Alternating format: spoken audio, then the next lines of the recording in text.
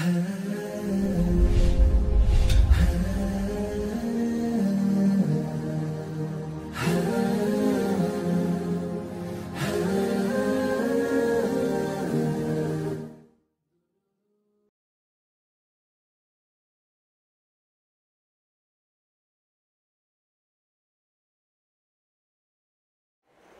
لله رب العالمين والصلاة والسلام على أشرف الأنبياء والمرسلين وعلى آله وصحبه أجمعين ثم أما بعد. The last two talks that we heard are actually incredibly inspirational, and I am not going to give you one of those talks today, but what I do want to give you is a little bit of mental prep before I begin. I think, what I want to share with you, I find it extremely important that Muslims have some background at least in context. So I'm going to be talking to you about something that's going to take a lot of brain juice, but at the same time, I respect the fact that you've been sitting here all day and are pretty exhausted mentally, so make dua that I'm able to be clear to you and you're able to stay with my train of thought. Now, the only reason I'm giving you this introduction is because when I ask you a rhetorical question, and this is how I teach, I don't just ask a question for the sake of asking a question.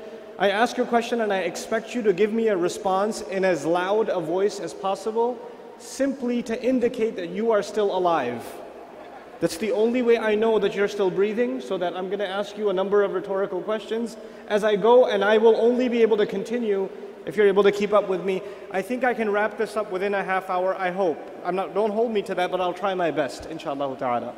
We heard some things about the incredible Islamic history, some perspective from Islamic history. We heard some things about the incredible perspective from the seerah of the Prophet sallallahu alaihi wasallam. But I want to start today's talk, inshallah, with European history. Some things from European history and some perspective that all of us need, at least some background in order to understand the problem that we're facing in our time.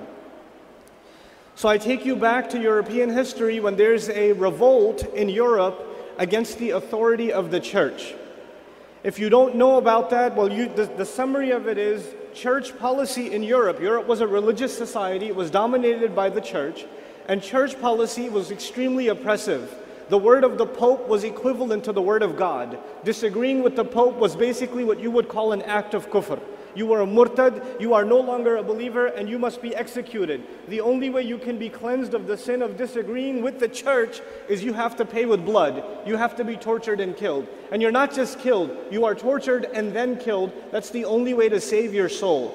In that environment, Europe had been oppressed by this religious doctrine for long enough a time that two movements sprouted. Two movements came out almost at the same time. One of those movements is the Protestant Reformation. The idea that and because the church said that the average Christian has no business reading the Bible. They're not supposed to be reading the Bible themselves. That will come from the Pope or from the authority, the hierarchy, and they will not only read the Bible, they will also be the ones to interpret the Bible. And their interpretation is not subject to question. The Protestant movement says, no, every Christian should have direct access to the Bible. They should be able to read it for themselves, figure it out for themselves. We don't need the church to tell us this. So this, revolt against the authority of the church begins, and that is summarized. This is a 8th grade, 7th grade, elementary school version of the Protestant movement. Now, at the same time, yet another movement comes forward, and even a more powerful one, and these two are related to each other. The second movement that comes forward essentially says that the church has been teaching a doctrine that doesn't make any scientific sense. These people burn books of philosophy, books of science, anything that disagrees with their doctrine, like the earth is the center of the universe. That's the biblical claim, at least from the Catholic side. How can we accept the earth is the center of the universe? There's scientific discovery going directly against that now. We cannot accept this faith. And as a reaction to that, the church considered this scientific inquiry kufr, disbelief, so they burnt down libraries and killed people of science and killed people of philosophy. So there's this, the essence of the French Revolution, which is the undercurrent of which is the Catholic or the Christian doctrine. Number one, it is oppressive, and number two, it doesn't even make sense. It doesn't make sense. We need to come to what makes sense, which is science. which is philosophy, which is logic, rationale. And so there's this revolt against the church from both directions. From the religious direction, the Protestants, and from the scientific, secular direction, this other revolution that takes place, that removes and eliminates the authority of the church. Now, once this revolution takes place in Europe, and it's one of the bloodiest revolutions in world history, once this revolution does happen, now all of a sudden Europe is a free-thinking society. They are rediscovering what they should believe in and what beliefs they should hold on to and what thoughts, what ideas should be at the center of that society. It's an open marketplace of ideas. So this is a time where a number of philosophies came out of Europe.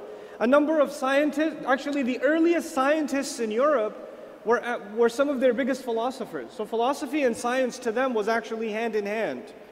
And there were not one but many, many different kinds of philosophies that were clashing against each other in this open marketplace of ideas. But, and this is where I need you to pay attention now, there is one common thought that dominated in the end. One common line of thinking. Even though there are variations that are small here and there, one trend in European thought won in the end. And eventually, not only did it remain in Europe, it made its way to the entire planet. And today, the world we live in is actually still facing the repercussions of that idea, or these sets of ideas. So I'm going to try to explain these brief ideas to you before I give you something from Surah Al-Qiyamah. It's supposed to be from the beginning, the ayat of Surah Al-Qiyamah, but I want to set the scene a little bit for you first. In pre-modern society, most societies in the world